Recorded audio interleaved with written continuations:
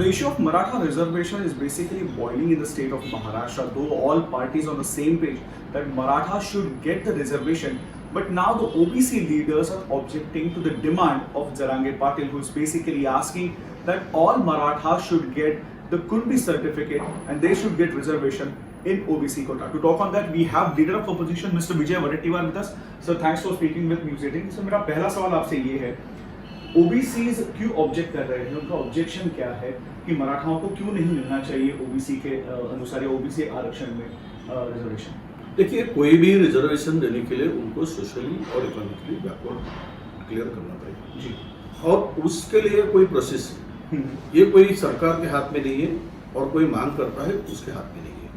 उसके लिए प्रोसेस में जो ओबीसी के लिए आयोग का गठन किया है, आयोग के माध्यम से सर्वे होता है। सर्वे के बाद किसी भी समाज को कहाँ किसी भी प्रोग्राम में शामिल करने के लिए उसमें वो जो निकष है, जो कुछ उसमें शर्त है, वो पूरी होनी चाहिए। अब सवाल यह है कि कोई भी उपोषण को बैठता है और मांग करता है और सरकार झुकती है, ये कभी भी इतिहास में नहीं हुआ। देखिए, अधिकार मांगने का सबको, अपने हक के लिए लड़ने का सबको अधिकार है जी। अभी सवाल इतना ही आता है आज के तारीख में कि तुमने जब एक मांग की थी कि मराठवाड़ा को लेकर जरांगे जी ने मांग की थी कि केवल मराठवाड़ा में जितने ओबीसी कुनबी है उनको ओबीसी का प्रमाण पत्र देना चाहिए। फिर बाद में उसने पूरा महाराष्ट्र ले लिया। अब सबको एक साथ, सब मराठाओं को कुनबी प्रमाण पत्र दो। तो अब ये बताइए कि महाराष्ट्र में ओबीसी में 372 जातियां हैं, 372, छोटा छोटा तबका है, इसमें बड़ा भी है छोटा भी है। ऐसे स्थिति में इन समाज ने मांग करना, और वो भी असंवैधानिक, कोई इसको संवैधानिक आधार नहीं है, न्यायिक कोई आधार नहीं है। ऐसे स्थिति में ओबीसी को डर लगता है कि कहीं हमें ही बाहर न निकाला जाए, हम बाहर निकलेंगे और ये इन हो जाएंगे। अब इतना पहले बताया गया था कि हमने 1,72,00,000 लोगों का सर्वे किया और उसमें से 11,500 लोग उसमें ओबीसी निकले। ठीक है। अब यह आंकड़ा बढ़ाते बढ़ाते बढ़ाते 1,00,000 तक लेके गए। अब 1,00,000 की फैमिली को अगर आप सर्टिफिकेट देंगे तो वो जो सर्वे किया गया था वो मेरे ख्याल से जो अपने निजाम के काल का था, जो डॉक्यूमेंट्स को चेक किया था, निजाम काल का था। अब निजाम काल का अगर वहां से उनके पूरी प्रोसेस को देखेंगे आप, तो आज के तारीख में 1,00,000 के फैमिली को जो विस्तार हुआ है तो वो विस्तार करीबन 2 करोड़ तक जाएगा। ओके। अब 2 करोड़ आने के बाद महाराष्ट्र का पॉपुलेशन आज आप 12 करोड़ करके 2 करोड़, 2.5 करोड़, 3 करोड़ तक अगर जो आ जाएंगे तो ओबीसी कहाँ जाएगा? देखिए, हमने मांग की थी, हमने कभी मराठा आरक्षण को विरोध नहीं किया था, हमारा आज भी विरोध नहीं है, कल भी नहीं रहेगा, पर ओबीसी से ही दो, ये तो ओबीसी खड्डे में जाएगा, ओबीसी मरेगा, बचेगा नहीं। लेकिन जरांगे पाटिल का कहना ये है कि अगर कुणबी जो कास्ट है उसका सर्टिफिकेट अगर मराठवाड़ा के मराठाओं को मिलता है, तो अगर वही सर्टिफिकेट दूसरे मराठाओं को मिले तो क्या हर्ज है, क्योंकि वो भी तो मराठा ही है। देखिए, मराठवाड़ा ये निजाम में था, तब वो निजाम के काल में कुनबी जो वहां पे था, निजामशाही में इनको कोई अधिकार नहीं था, इनको कोई, इनकी बहुत ही हालत खस्ता थी। तब ये निजाम के तरफ सरदार ये करके थे, ये निजाम के आधिपत्य में खेती करते थे, इनकी कोई प्रगति उस काल में मराठवाड़ा के कोई जिले में नहीं हुई। ये नांदेड़ से लेकर, तो ये वास्तविक फैक्ट्स है।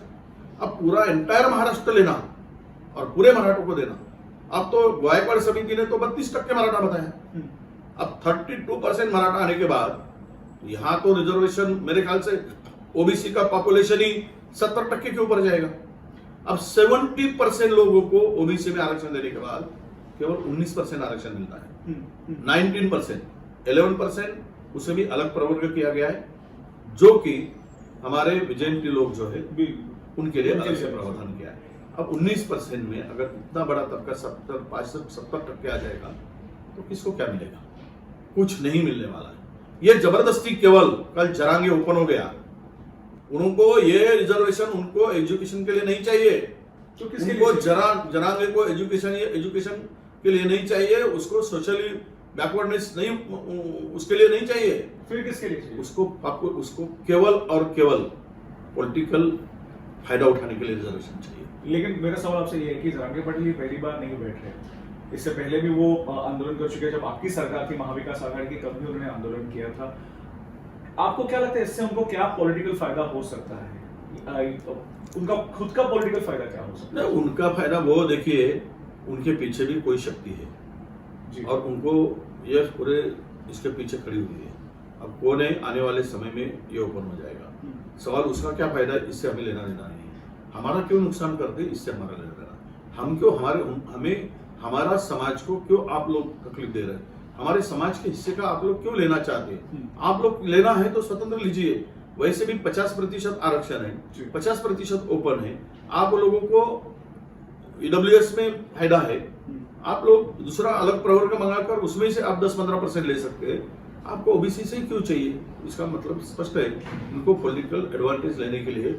और छोटा छोटा समाज जो गांव गांव में बसा है ओबीसी का, उसको कभी ग्राम पंचायत, कभी जिला परिषद, कभी सहकार में, कभी पंचायत समिति में, ये उसमें नगर पंचायत में, इसको जो चांस मिलता था वो सब कुछ इसका अधिकार छीनने का काम आगे होने वाला है। आप कह रहे हैं कि दूसरे प्रवर्ग में मराठाओं ने जो है वो रिजर्वेशन लेना चाहिए, लेकिन अगर हम उस फ्रेमवर्क की बात करें तो इससे पहले आपकी सरकार ने भी प्रयास किया था, महाविकास आघाड़ी ने, इससे पहले देवेंद्र फडणवीस सरकार थी राज्य में, तब उन्होंने इशू किया था, लेकिन वो हाईकोर्ट में टिक नहीं पाया, हाईकोर्ट में उसको कोई स्टैंड नहीं हो पाया।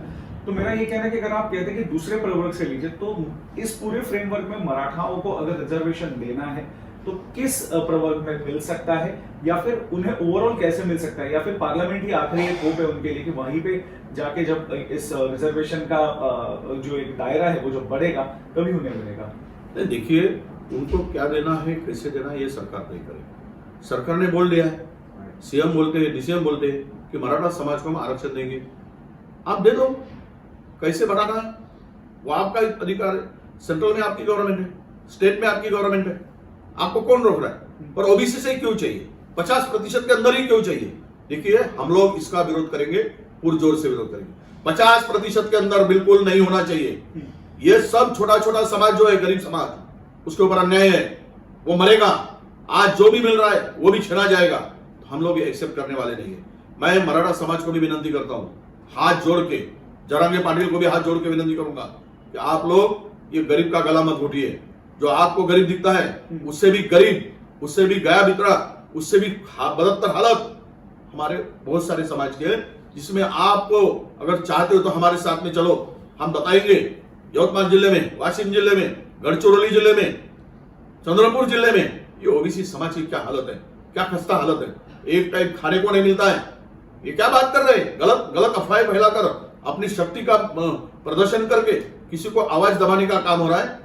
इसके लिए कोई भी समाज को ये उनके भावनाओं के साथ में मत खेलो, उनका अधिकार छीनने की बात मत करो, यह हमारा आरोप। लेकिन जरांगे पाटिल कहते हैं कि मराठाओं की स्थिति जो है वो आजकल में, हम कहें कि अभी जो मराठाओं की स्थिति है वो भी अभी बदली है, वो भी उतने ही गरीब है।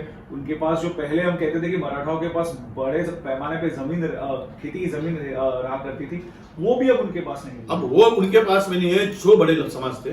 तो जिनके पास में 2 बीघा थी, 2 एकड़ थी, उनकी हालत क्या होगी आज?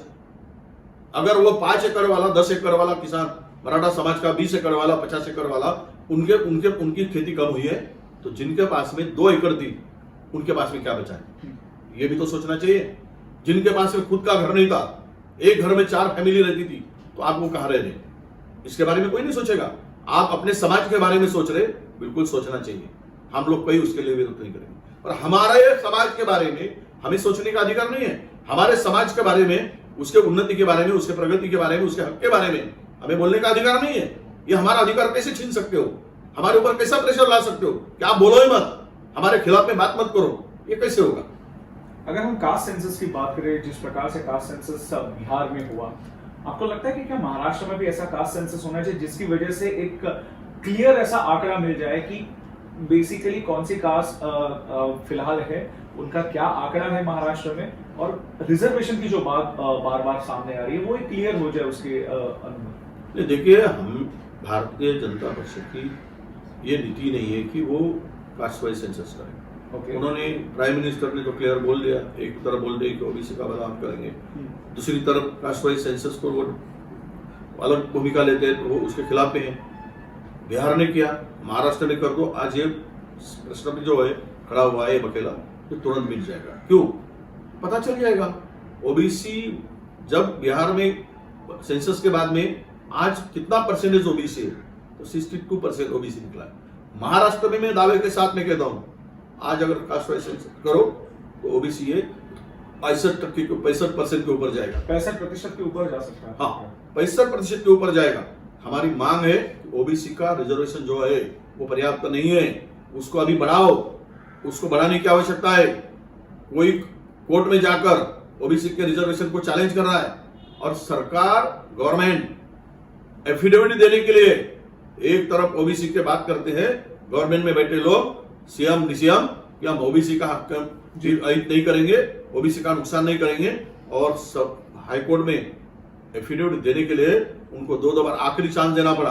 अगर आखिरी चांस में इन्होंने एफिडेविट नहीं दिया, सरकार की भूमिका नहीं रखी, कल हमारे ऊपर सब अन्याय होगा, तो ये कौन जिम्मेदार रहेगा? तो ये सरकार जिम्मेदार। उसी बात के ऊपर आ रहा था कि सरकार जो है एफिडेविट फाइल करने के लिए समय लगा रही है, उन्हें कोर्ट की तरफ से भी कहा जा रहा है कि आखिरी डेट ही करें। सरकार के पास ओबीसी को लेके फैक्ट नहीं है या उनके पास आंकड़े नहीं है, जिसकी वजह से वो इतना समय ले रहे हैं। तो ये तो मांग हम पहले से ही कर रहे थे। एम्पेरिकल डेटा पड़ा है, 2010 में सेंसस हुआ था, 2013 में फाइनल हुआ था, उसको दबा के क्यों रखा, उसको छुपा के क्यों रखा? वो भी निकालो। करना है तो 15 दिन के अंदर में आप बोलो, कोर्ट में एफिडेविट फाइल करो। हम लोग 15 दिन में सेंसस बना करते हैं, 1 महीने के भीतर हमें चांस दो, समय दो, समय मांग लो, और समय मंगा के 1 महीने के भीतर में अंदर आप लोग ये कर सकते हो, और पता चल जाएगा। क्या है, ग्राम पंचायत में डेटा है, कास्ट लिखिए, जात लिखिए, फटाफट हो जाएगा। आपकी पूरी यंत्रणा लगा दो, और इससे पता चल जाएगा, दूध का दूध पानी पानी हो गया कि ओबीसी कितना है, शेड्यूल कास्ट कितना है, शेड्यूल कास्ट कितना है, ओपन कितना है, महाराष्ट्र कितना है, सब पता चल जाएगा किसकी कितनी कास्ट है। अब सवाल यह है कि सरकार की इच्छा शक्ति है क्या ओबीसी को न्याय देने की, ओबीसी का हक आबादित रखने की? ये उनको ओबीसी के प्रति ये भूमिका जो है सरकार की आज दिख रही है, जो एफिडेविट फाइल न करते हुए, उसको टाल मटोल करते हुए, कि ये ओबीसी के साथ में खिलवाड़ कर रहे हैं, उनके भावना के साथ खिलवाड़ कर रहे हैं, ओबीसी समाज को ये न्याय देना नहीं चाहते। सरकार में होने के बावजूद हम देख रहे हैं कि छगन भुजबल भी हाईकोर्ट कल गए थे, तो वो सरकार में है, उनका पक्ष सरकार में है, वो खुद मंत्री है, ओबीसी चेहरा है इस हम कहें कि एनसीपी पार्टी का। तो ऐसे में आपको उनकी भूमिका के ऊपर आपको कैसे लगता है, आप क्या देखते हैं उनकी भूमिका, क्या उन्होंने प्ले करना है? नहीं, देखिए, मैं आज कोई टिप्पणी नहीं करना चाहूंगा। वो सरकार में रहते हुए, मैं भी सरकार में रहते हुए ओबीसी संगठन को मजबूत करने का काम किया। ओबीसी डिपार्टमेंट मेरे पास में था, इसीलिए मैंने ओबीसी समाज के लिए मैंने सबको इकट्ठा करने की कोशिश की, उनको बहुत सारे नए नए स्कीम देने लागू करने की मैंने कोशिश की। महाज्योति का केवल स्थापना हुई थी, उसको पूरा इम्प्लीमेंट करने का काम मैंने किया। फॉरेन स्कॉलरशिप लेकर तो स्टूडेंट की स्कॉलरशिप बढ़ाने तक का काम मेरे काल में हुआ है, क्योंकि ओबीसी का हक का मिलना चाहिए। आज अगर भुजबल जी कहते हैं तो भुजबल जी का वक्तव्य में मैं टिप्पणी नहीं करूंगा। भुजबल जी आज जो बोल रहे हैं ओबीसी के हित के लिए, वो सही बोल रहे, यही मेरा इतना है।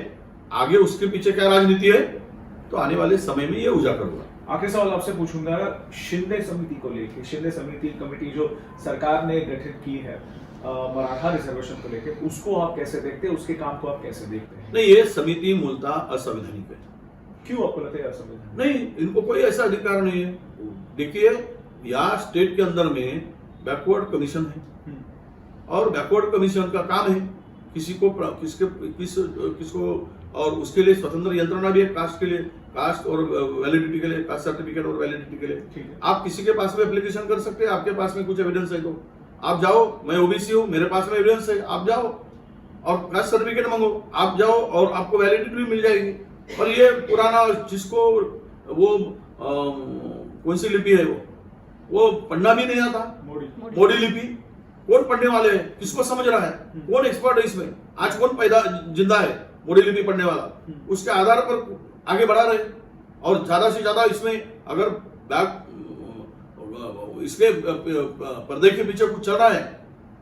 तो ये मुझे लगता है कि सबको समय निकालते निकालते सबको प्रमाण पत्र बांट दो और वैलिडिटी भी दे दो, और ये सब शिंदे समिति का कारनामा हो सकता है। शिंदे समिति तथ्यों के ऊपर काम नहीं कर रही है, सत्यता के ऊपर काम नहीं कर रही, ये भी मेरा आरोप है। लेकिन फिर अगर ये समिति आप कह रहे हैं कि लीगल नहीं है, ये समिति अगर तत्वों के ऊपर काम नहीं, देखिए कुछ भी करने के पहले कोई समिति उसी समाज की कैसे हो सकती है, उसमें सबका समावेश होना चाहिए। जी, मेरा सवाल वही था आपसे कि आरोप वही लगाया जा रहा है शिंदे समिति के भी उसके ज्यादातर हम के सदस्य है वो सब मराठा कास्ट से। ज्यादातर नहीं, सब कुछ सभी मराठा। अब सभी मराठा अपने समाज को न्याय देंगे। मैं ओबीसी हो तो मैं सब ओबीसी की समिति ओबीसी के लिए नियुक्त करूंगा, तो मैं थोड़ी विरोध में काम करूंगा। यही चल रहा है। हमारा ये कहना था कि शिंदे समिति बनाई गई, उस समिति में सबका समावेश होना चाहिए, ओबीसी का होना चाहिए, शेड्यूल कास्ट का होना चाहिए, शेड्यूल ट्राइब का होना चाहिए, माइनॉरिटी का, सबका होना चाहिए। तभी उसको एक संवैधानिक या सत्यता के ऊपर वो काम कर रही, सच्चाई के ऊपर रास्ते पर चल रही, ये विश्वास होता था। उसका रिपोर्ट जो आएगा अभी, और जो उनको कहा गया है उनकी जो एक्सटेंड की गई है उनकी टेन्योर, उसका जो रिपोर्ट आएगा, क्या आप ओबीसी समाज को उनका रिपोर्ट ये मंजूर रहेगा अगर वो कहते हैं कि सभी मराठाओं को जो है वो रिजर्वेशन मिलना चाहिए ओबीसी? मैं कहता हूँ शिंदे समिति संवैधानिक नहीं है। क्यों? मैं समिति के ऊपर आरोप लगाता हूँ। संवैधानिक होती तो समिति में आज मैं सरकार से आह्वान करता हूँ कि समिति को पुनर्गठन करें और सबका समावेश वहां करें। और देखिए इतने पुरावे कुंभी समाज के मिल रहे हैं, तो वो उसमें जो भी आज मैंने हर जिले की स्टडी किया है, उसमें जो चल रहा है वो बहुत गलत तरीके से काम हो रहा है। ये मेरा स्पष्ट आरोप है। वडेट्टीवार जी, शुक्रिया हमसे बात करने के लिए। Thank you. नमस्कार।